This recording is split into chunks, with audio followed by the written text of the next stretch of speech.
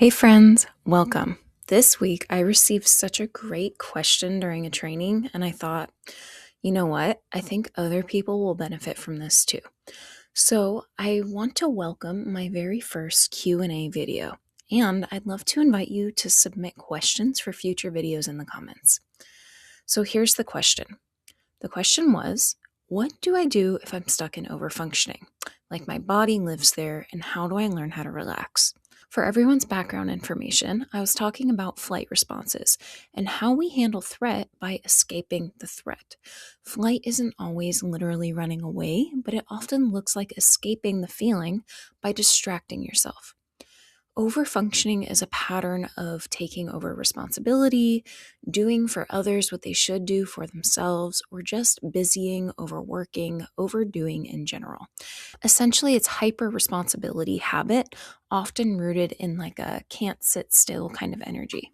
So, here's something I want to say about any long lasting stress response. If you are someone who is constantly stuck in one of the four F's, fight, flight, freeze, or fawn, then it means something deeper. It means that a threat protector has become part of your personality, your identity, and we'll actually need to look back into your personal story and see where these protectors were learned and what skills will be needed to show your body that you don't need that protector anymore. Just to make this feel normal, I believe that every single person on this planet has some type of threat protector built into their personality. Some have more than others, but every person has it.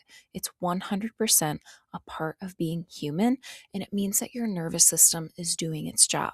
And if you're done living in protectors and you want to show up to life with freedom and fullness as your true self, then this is what I'm here for. So, coming back to the overfunctioning specifically, let's get deeper into what skills I'd want to be helping this person develop. If you really think about it, chronic overfunctioning is also linked to chronic self abandonment, chronic disconnection from the self, and also chronic struggle to enjoy life and relax. So, I'd want to be working with the relationship to self, which is identity, at the root. The first thing we'd want to work on is the shame resilience. Shame is where protector parts are born. Some part of our true self was rejected or punished, ridiculed or ignored, whatever the case for your story, so it went into hiding and the protector part was created. In this case of overfunctioning, the busying, the over-responsibility is likely a coping tool for dealing with an A stressor, something that was absent from your experience that you really needed to thrive. Often, at the very root of overfunctioning is the need to be delighted in and celebrated for who you actually are at your core, not for what you're doing or what you can offer to others. Then we'd work on self compassion. We'd want to look at how do you talk to yourself? How do you criticize or judge yourself? Are the expectations you have for yourself reasonable or even human? This matters because we need to create space for you to start seeing yourself differently, not just through the lens of productivity. We also need to create an experience of emotional safety in your body, and that is just not possible if you're always self attacking.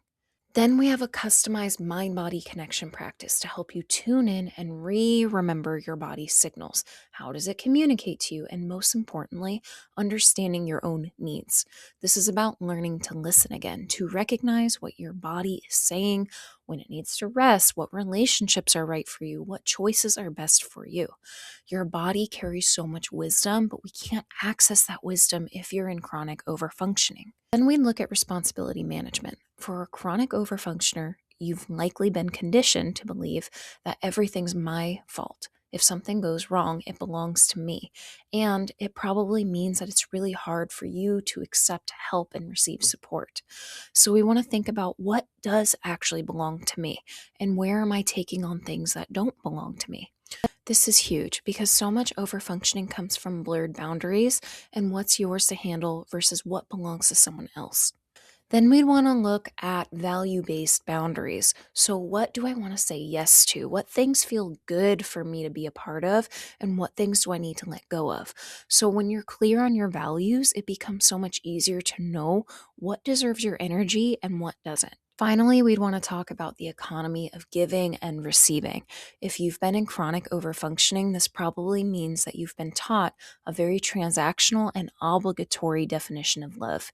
And nothing burns us out faster than making choices that feel out of alignment and betraying our own hearts. So we want to explore, when we do give, how do we give from a place of joy, of fulfillment, of generosity, not from obligation or from lack? And here's what I hope you understand from this video. We started out with a stress symptom, overfunctioning, but there are so many skills involved in restoring right relationship with yourself.